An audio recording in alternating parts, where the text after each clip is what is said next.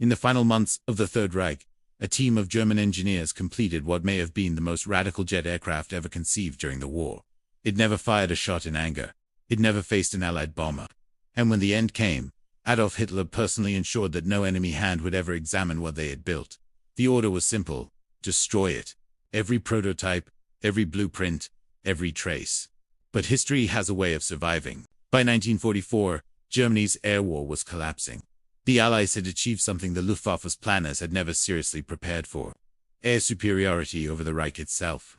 American P-51 Mustangs were escorting B-17 Flying Fortresses all the way to Berlin and back. German fighter pilots were outnumbered, outproduced, and increasingly outflown. The men at the top of the Luftwaffe knew it. Even Hitler, increasingly disconnected from military reality, understood that conventional propeller-driven fighters could no longer stop what was coming. The Reich's response was desperation wrapped in engineering genius. Programs that would have seemed impossible just 3 years earlier were suddenly top priority. The Messerschmitt Me-262 was already in development, the world's first operational jet fighter.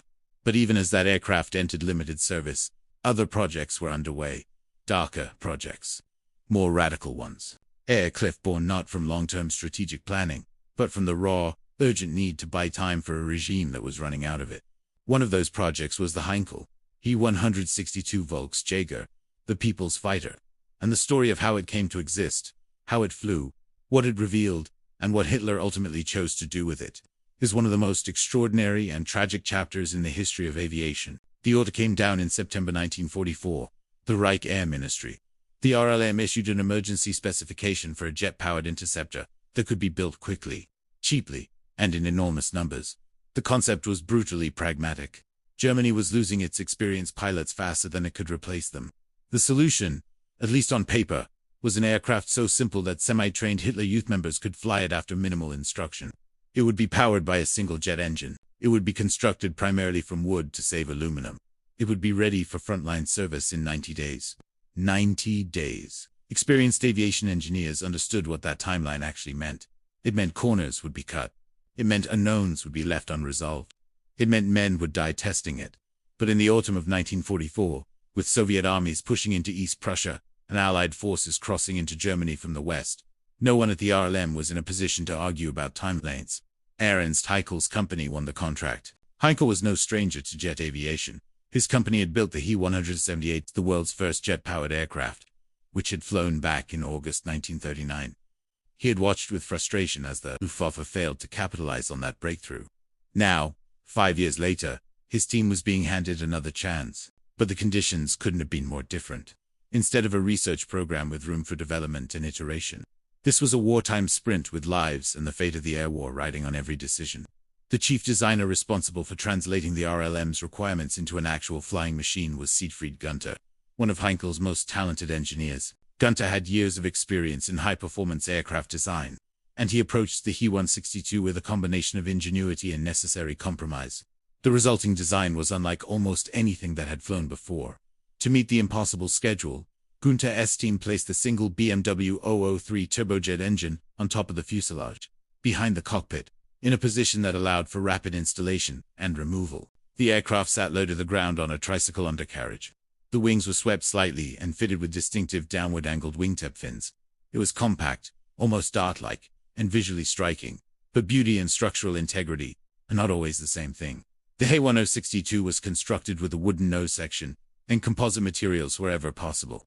This saved weight and precious aluminum, but it introduced a vulnerability that would prove catastrophic in testing. The adhesives used to bond the wooden components, particularly Tagofilm and other synthetic bonding agents, were not always reliable under the aerodynamic stresses of high-speed flight.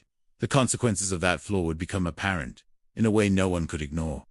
The first prototype, designated He-162V1, was completed at Heinkel's facility at Marienne, near Rostock, in early December 1944. The speed of its construction was genuinely remarkable. Heinkel's team had taken an aircraft from a concept sketch to a completed prototype in approximately 90 days, just as ordered. Whether it was ready to fly safely was a different question entirely. On December 6, 1944, Fleckerpeter Gotthard Peter climbed into the cockpit of the He-162V1 at the Heinkel airfield. This was the aircraft's first public demonstration flight, attended by Luftwaffe officers and RLM officials, who'd come to see whether the miracle program had actually delivered. Peter was an experienced test pilot. He had evaluated numerous Luftwaffe aircraft throughout the war. But what happened over the next few minutes would shock everyone watching. The aircraft lifted off and accelerated rapidly. The BMW 003 turbojet, producing approximately 1,764 pounds of thrust, pushed the He-162 to speeds that left the observers on the ground straining to track it. For a brief time, the flight looked promising. The aircraft was fast, genuinely, startlingly fast. Early assessments suggested a top speed of around 840 kilometers per hour, making it competitive with anything the Allies had in the air. Then the right-wing leading edge separated. The wooden bonding had failed under aerodynamic load. The aircraft became uncontrollable almost instantly. Gotthard Peter could not recover. The He-162 V1 struck the ground, and Peter was killed. The first public demonstration of Germany's emergency jet fighter had ended in disaster. In any rational engineering program, a fatal crash during initial flight testing would have triggered an immediate stand-down, a thorough structural investigation, and significant redesign work before another aircraft flew. But this was not a rational program operating in peacetime. The RLM ordered the investigation to proceed in parallel with continued test flights. The bonding issue was identified and corrective measures were implemented on subsequent prototypes. The program continued. Subsequent test flights, conducted at Lech Airfield in Schleswig-Holstein and at Erpur-Bungskomindo 106C2, the dedicated test unit established to evaluate the aircraft, revealed a machine with genuinely impressive performance, but also with serious handling characteristics that demanded respect from pilots. The He-162 was fast, and it climbed well. It was also sensitive, prone to yaw instability at certain speeds, and unforgiving of pilot error. The original plan to put minimally trained youth pilots in the cockpit was quietly reconsidered by those who actually flew it. This was not an aircraft for novices. Hauptmann Wolfgang Spate, an ace pilot with significant combat experience, was among the Luftwaffe officers involved in evaluating the He-162's operational potential. Experienced pilots who flew it generally acknowledged its speed, and acknowledged equally clearly that it demanded skill. The aircraft's handling near its operational limits was not something to be casual about. Despite the crash, despite the handling concerns, the RLM pressed forward. Production was dispersed across multiple sites to protect it from Allied bombing. The Mittelwerk underground facility, already infamous for V-2 rocket production using forced labor, was designated as one of the primary production centers for He-162 components. Junkers, despite building the competing and ultimately cancelled He-162 rival proposals, also participated in the production network.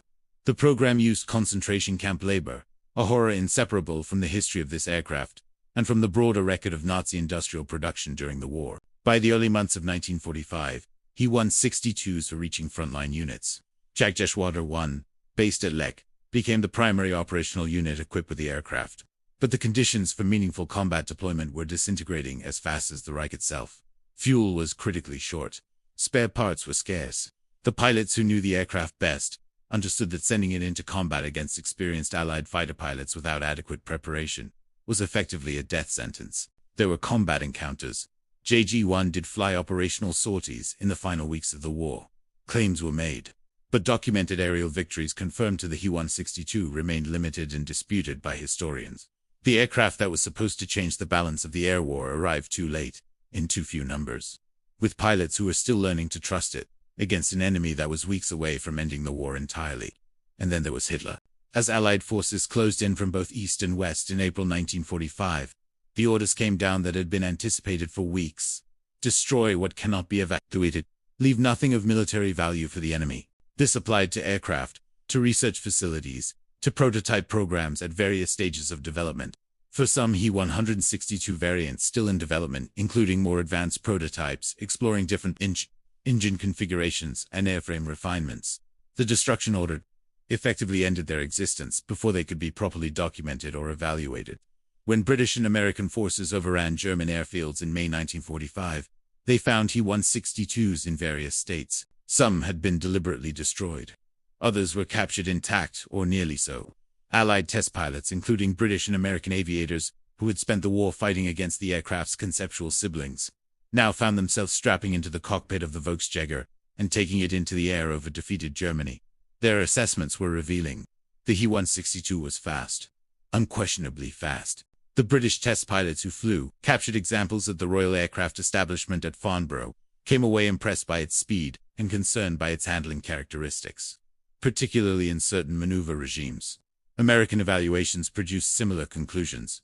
Here was an aircraft that represented genuine technological achievement, produced under impossible circumstances, and also an aircraft that was not yet fully mature, not fully safe, and not fully ready for the role it had been designed to fulfill. Approximately 320 He-162s were completed before the war ended, with significantly more in various stages of production. Had the war continued, production might have reached the hundreds per month that planners had envisioned. Whether that would have changed anything meaningful about the outcome is one of those historical questions that serious analysts approach with caution. The Allies had their own jet programs advancing rapidly. The Me-262 was already operational. Their superiority over Germany was not going to be reversed by any single aircraft type. What the He-162 represents is something more specific, and in some ways more haunting than a war winner that never was. It is the product of a regime consuming itself, built with slave labor, designed in 90 days, tested at the cost of its first pilot's life, deployed too late to matter, and finally, ordered destroyed by the man who had demanded it be built. Some survived anyway. Examples sit today in museums in London, Washington, and Ottawa. Physical evidence of what can be achieved when engineering talent is harnessed by desperation, and stripped of the ethical constraints that should govern how such things are built, and at whose expense. The He-162 Volksjäger flew faster than almost anything the Allies had, and the regime that created it did everything in its power to ensure that when it fell, its most radical secrets would fall with it. Some things survive destruction. Sometimes that is fortunate. Sometimes it simply means the record is complete.